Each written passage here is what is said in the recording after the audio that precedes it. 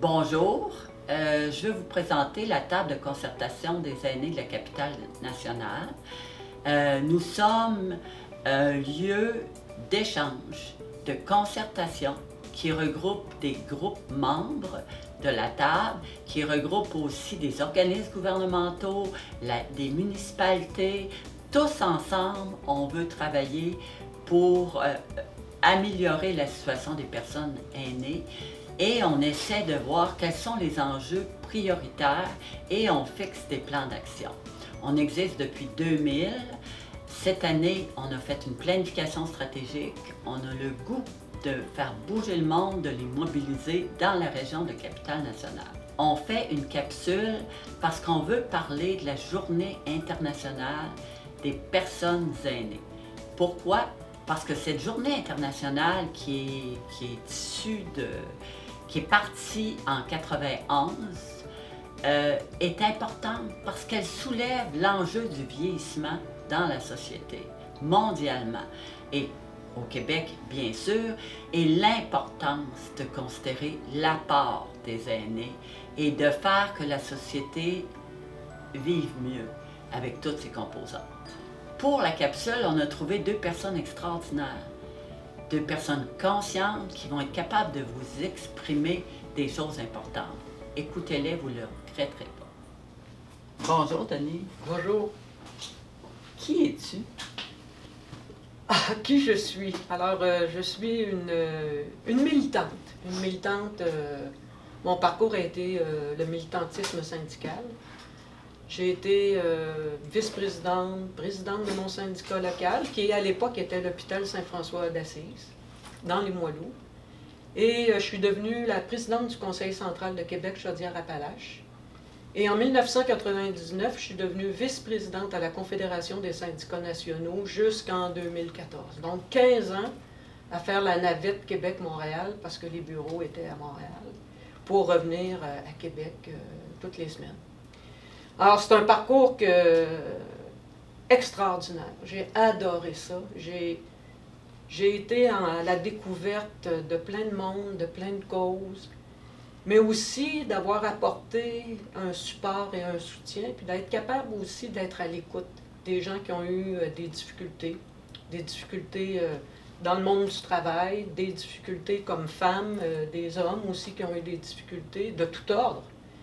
Et ça, j'ai adoré ça. Ça a été une expérience unique. Qui es-tu, Richard?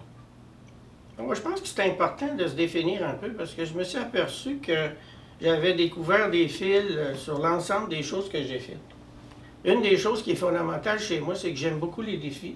J'aime vraiment les défis. Je me suis battu toute ma vie, même mon parcours professionnel est orienté là-dessus.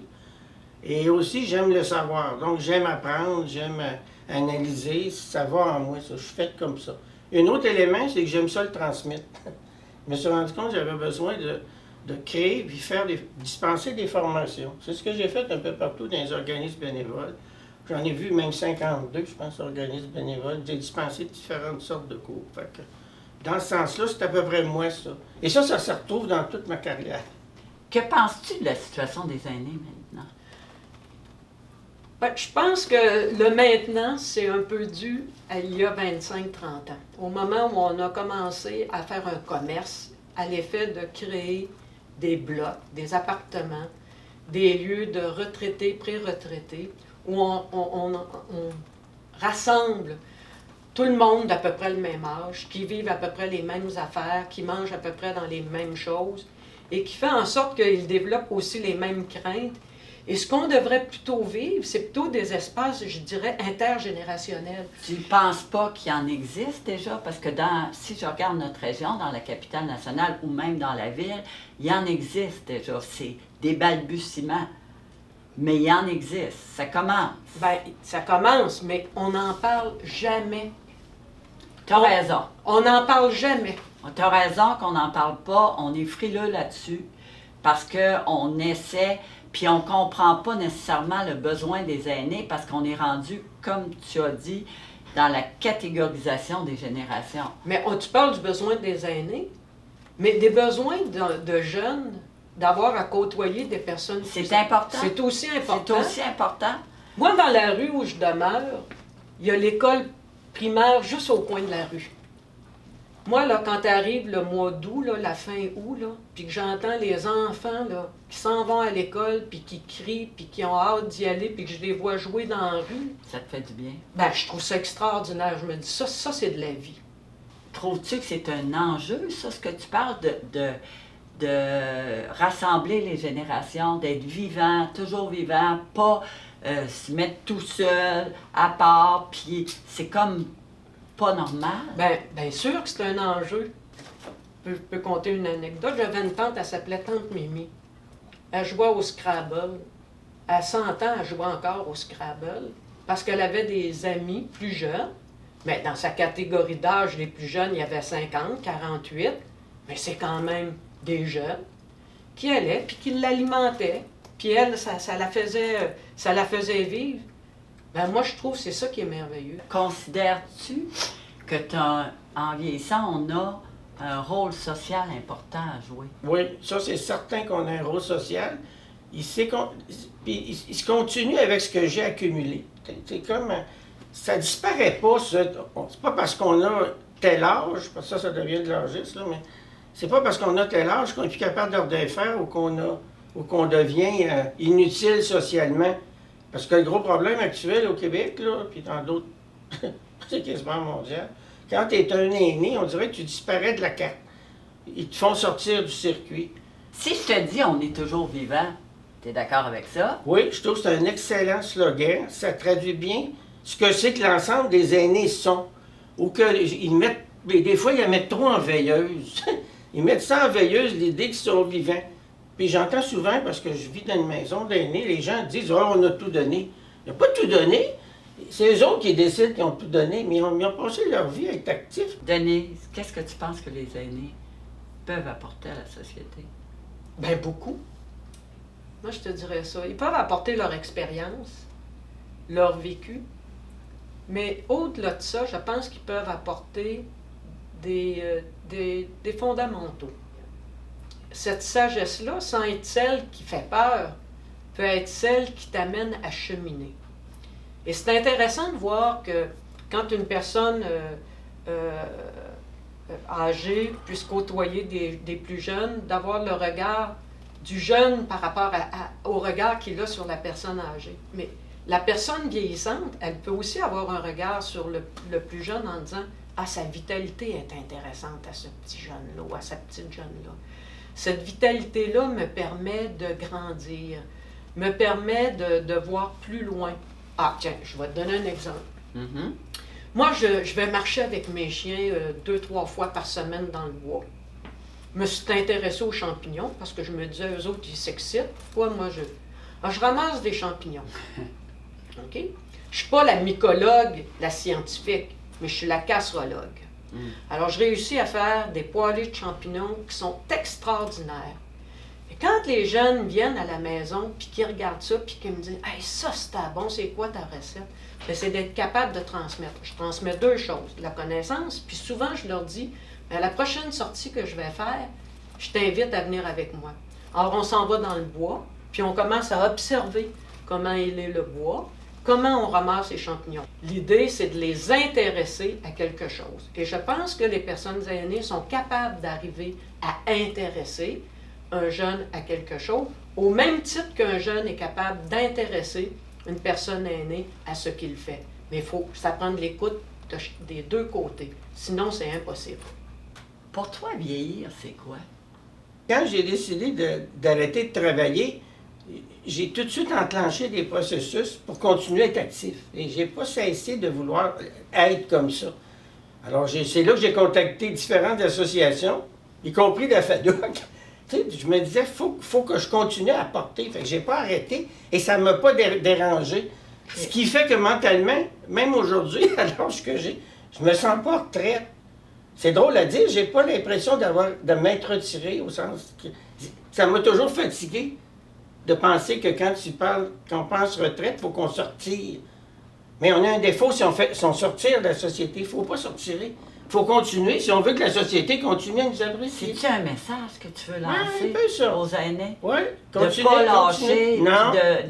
même s'ils ne travaillent plus dans un emploi qu'ils occupaient, ils sont importants pareil. Ils sont importants, mais tu peux changer de créneau. Moi, ce que j'ai fait, un moment, quand j'avais beau être dans le monde plus actif, je faisais rédiger des lois, pour être clair. J'ai dit, je vais faire du bénévolat. Ça a vraiment été une décision. Puis je vais aller voir les organismes communautaires pour apporter quelque chose de différent. Et là, mon créneau s'est développé dans un autre axe, mais en gardant les forces que j'avais. Ce que j'étais d'abord, puis j'ai continué à dire, bien là, je vais faire des formations, j'aimais ça. Et je vais faire des formations. Donc, j'ai maintenu le côté actif qui est en moi. Je ne voulais pas le perdre. Vieillir, pour toi, ça te fait-tu peur?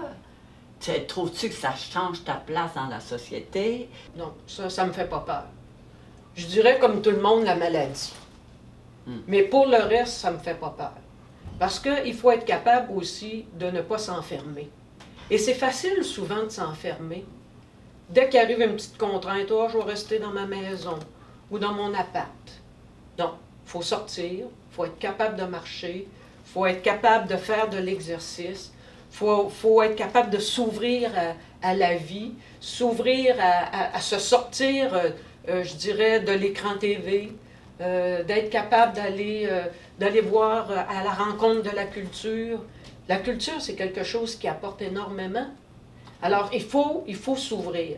Même un aîné qui est malade, parce que le processus du vieillissement, à un moment donné, on quitte un peu notre corps, on s'en éloigne.